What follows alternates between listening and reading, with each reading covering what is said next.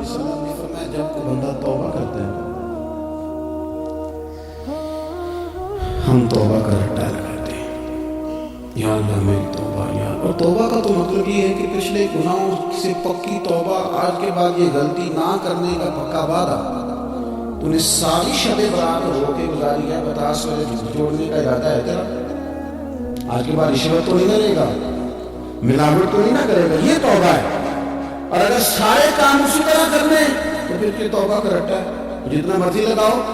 حضرت علی بن ربیعہ رضی اللہ تعالیٰ عنہ فرماتے ہیں میں مولا علی کے ساتھ تھا، مقام حرا کی طرف جا رہے تھے، حضرت علی نے ہاتھ اٹھا کے دعا مانگی ہماری تعلیم کے لیے، ورنہ حضرت علی ہم صحابہ کو محفوظ عن الخطا تو مانتے ہیں، ہاتھ اٹھا کے کہا اے اللہ ہمارے گناہ بخش دے، تیرے علاوہ کوئی معاف کرنے والا نہیں۔ اور پھر حضرت علی آسمان کی طرف دیکھا اور دیکھ کے نا حضرت علی بن ربیعہ کو تو مسکرائے۔ حضرت علی بن ربیعہ کہنے لگے حضور مسکرائے کیوں؟ وہ فرمانے لگے ایک دن میں حضور کے ساتھ اسی طرح آیا تھا، اسی طرح حضور نے دعا فرمائی تھی ہماری تعلیم کے لیے، اور پھر حضور مجھے دیکھ کے مسکرائے تھے اور فرمایا جب کوئی بندہ رب کی بارگاہ میں اس طرح استغفار کرتا ہے تو رب مسکراتا ہے اور مسکرا کے فرماتا دیکھ لو میرے بندوں کو پتا ہے کہ میرے علاوہ معاف کرنے والا کوئی نہیں، انہیں پتا ہے، تم اس کی بارگاہ میں رجوع تو لاؤ، آؤ تو صحیح توازن لے کر۔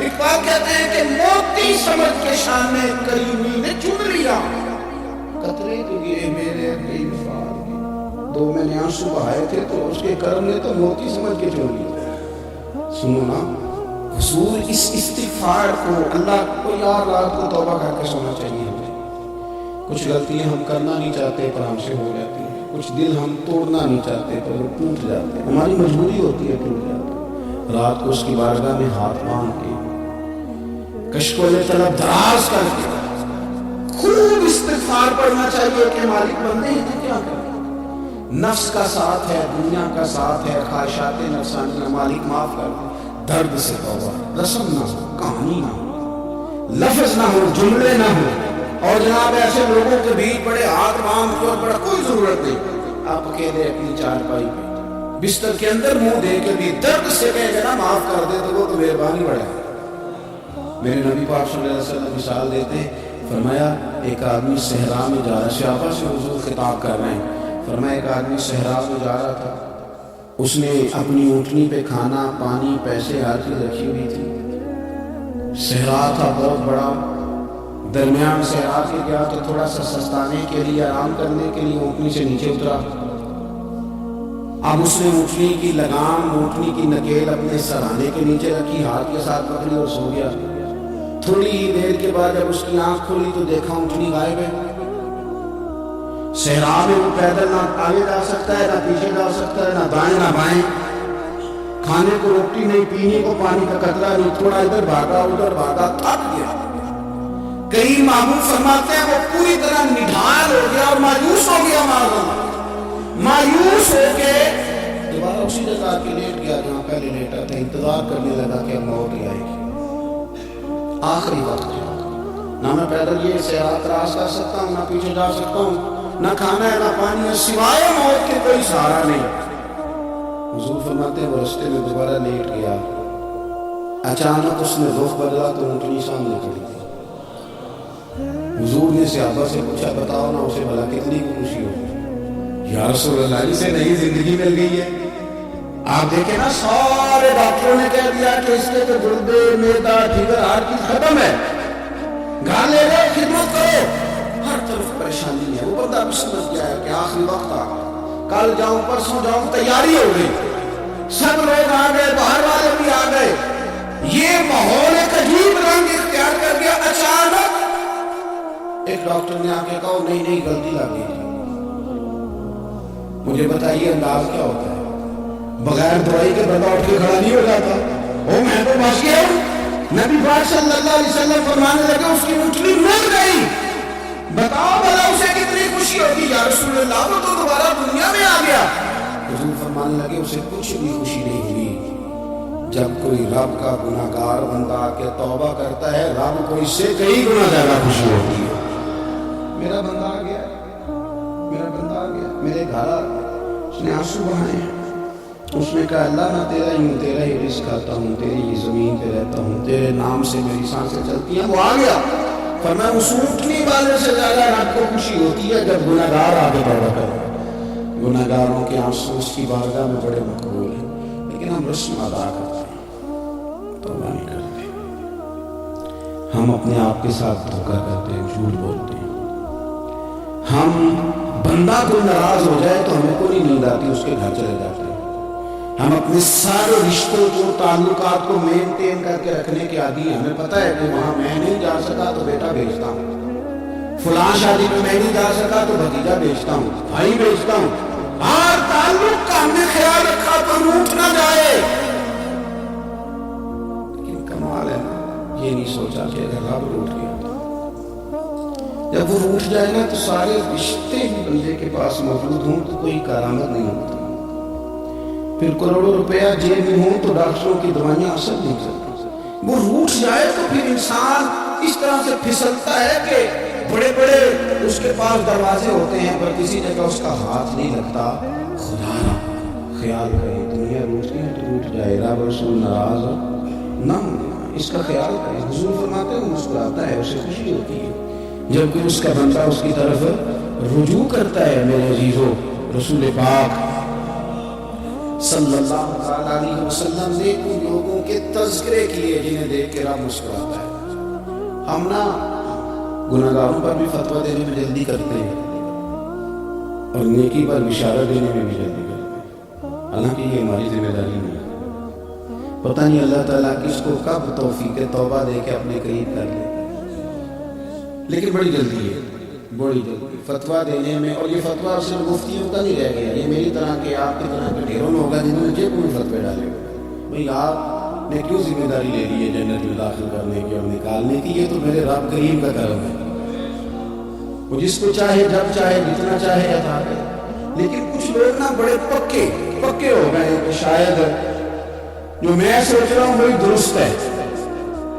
کبھی کبھی کچھ چیزیں عجیب بھی ہوتی ہیں، لہذا خدا کی رحمت پر بھروسہ کر کے بات کرنی چاہیے، اپنی مرضی کے فتوے نہیں ڈالنے چاہیے۔ وہ دیکھو جی فلانا بندہ یوں کر رہا ہے، آپ کو پتہ ہی نہیں پوری بات کا، آپ کو علم ہی نہیں پوری بات کا۔ حضرت باوردہ نقشبند بخاری رحمۃ اللہ علیہ فرماتے ہیں میں حج کرنے گیا تو وہاں میں نے ایک آدمی کو کروڑوں کا کاروبار کرتے دیکھا تو میرے دل میں خیال ہے یہاں بھی اللہ کرنی چاہیے کہ دنیا داری کر رہا ہے۔ لیکن فرماتے ہیں حج سے فارغ ہوئے تو میں نے دیکھا وہی بندہ سارا کچھ رب کی بارگاہ میں خیرات کر رہا ہے اور سینکڑوں غریب حاجی ہیں جن کو پورے خرچے دے رہے ہیں۔ تو میں نے وہی اپنی سوچ سے توبہ کی کہ میں کہاں تھا، بڑی جلدی کھڑے نہ ہو جائیں۔ حضرت حسن بصری رحمۃ اللہ تعالیٰ علیہ ارشاد فرماتے ہیں کہ میں دریا کے کنارے گیا تو وہاں میں نے ایک شخص کو دیکھا، وہ اپنی ایک خاتون کی گود میں سر رکھ کے بیٹھا، قریب ایک بوتل بھی پڑی ہے۔ میرے دل میں معاذ اللہ خیال آیا کہ دیکھو کس انداز میں ایک عورت کے ساتھ یہ ہے اور پاس بوتل بھی پڑی ہے، جھنڈے شراب ہے۔ کہتے میں سوچ رہا تھا کہ اچانک ایک کشتی آ رہی تھی دریا میں، وہ ہچکو لے کھائے، کشتی میں 4-5 لوگ تھے، وہ دریا میں ڈوبنے لگے۔ وہ آدمی تیزی سے اٹھا، دریا میں چھلانگ لگائی، پہلے ایک کو نکالا، پھر دوسرا نکالا، پھر تیسرا نکالا، ایک بندہ رہ گیا۔ کہنے لگا حضور مجھے تو آپ نے گنہگار سمجھا، میں تو بڑے غلط انداز میں یہاں بیٹھا ہوں، آپ نے جو سوچا چلیں گے چوتھا بندہ آپ نکالنا ہے، کرے نا یہ کام، کرے نا یہ کام، بڑے بھولے بھالے بڑے اللہ والے، ریاض آپ کو بس ہم ہی جانتے ہیں، اتنی جلدی فتویٰ۔ حضرت حسن بصری فرماتے ہیں میں پشیمان ہوا، میں نے کہا مجھے تیرنا نہیں آتا تو دیر نہ کر، چوتھا ڈوب نہ جائے۔ پھر تو اس نے چھلانگ لگائی، چوتھا بھی نکال آیا۔ کہنے لگا حضرت آپ نے جلدی کی سوچنے میں، یہ بی بی میری ماں ہے اور یہ سرکے کی بوتل ہے۔ ہم ماں بیٹے کا یہ مشغلہ ہے کہ یہ وہ جگہ ہے جہاں آ کے لوگ مسافر کرتے ہیں اور یہاں سے کسی کا گھر 100 میل ہے، کسی کا 200 میل ہے۔ ہم صبح سرکہ کھجوریں روٹیاں لے کے یہاں آتے ہیں، مسافروں کی نوکری کرتے ہیں، کوئی پریشان ہو تو مدد کرتے ہیں۔ حضرت خواجہ حسن بصری فرماتے ہیں میں نے معافی مانگی، ان سے بھی مانگی، رب سے بھی مانگی۔ انہوں نے مانگ لی نا مجھ بچے پر، ہم کو نہیں تیار مانگنے کو۔ ہم ہر وقت بدگمانیاں کو فلانا فلانے جرم کرتا تھا، میں اسے اب کیسے نیک مانوں؟ بھئی اب وہ نمازی ہے، خدا کے گھر آتا جاتا ہے، اب اللہ کی بارگاہ میں حاضر ہوتا ہے، جب رب سوچ بدل جا. سنیں حضور کیا فرماتے. نبی پاک صاحب اللہ صلی اللہ تعالی علیہ وسلم فرماتے ہیں مسند امام احمد بن حنبل دیکھیے, فرمایا رب اس وقت بڑا ہی مسکرائے گا جب قاتل بھی جنت میں جائے گا, مقتول بھی جنت میں جائے گا. یا رسول اللہ مقتول تو گیا, یہ قاتل کیسے جائے گا؟ حضور فرماتے ہیں جائے گا, اور جائے گا اور رب مسکرائے گا جو اس کی شان کے لائق ہے. یا رسول اللہ کس طرح؟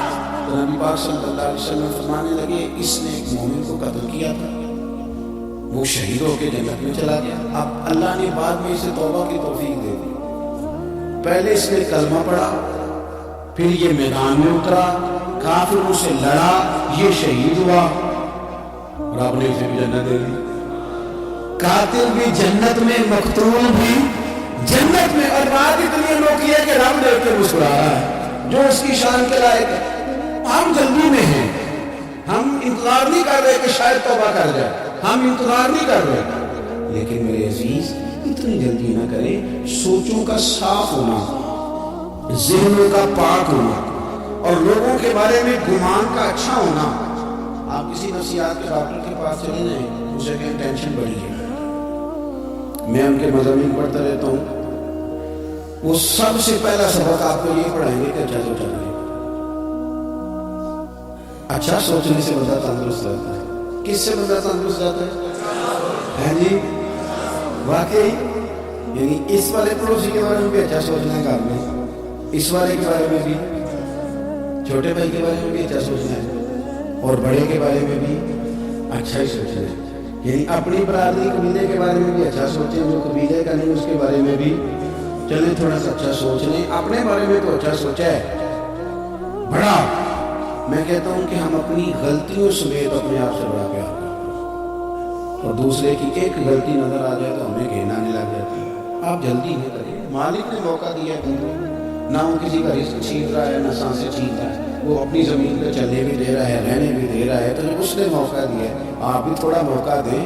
اللہ بڑا کریم ہے, دروازے کھولے گا, اس کے بندے اس کی بارگاہ تک پہنچیں گے. بدگمانیاں اور پھر بدگمانیوں کا عروج, اور اس لیول تک جا کے بات کر دینا ہے کہ جہاں سے خوف آئے کہ یار یہ بات نہیں کرنی چاہیے. رسول کائنات سرور دو عالم صلی اللہ تعالی علیہ وسلم فرماتے کہ اللہ مسکراتا ہے. دیکھو ہمارے ہاں نا ایک اور بھی مسئلہ بن گیا. میں نے کچھ لوگوں کو نا پکا, میرے پیارے ہیں, محبت ہے مجھے, تو میں چونکہ آپ میری کلاس ہے, میں مشاہداتی اور تجرباتی باتیں بھی کر لیتا ہوں, اسی کی روشنی میں کئی دفعہ گفتگو بھی تیار کرتا ہوں. کچھ لوگوں نے نا پکا ذہن بنا لیا یہ کہنے کا کہ ہاتھ بڑا تنگ ہے. پکا آپ جس وقت پوچھ رہے ہیں ان کا ہاتھ اور بڑا ہی زیادہ تنگ ہے.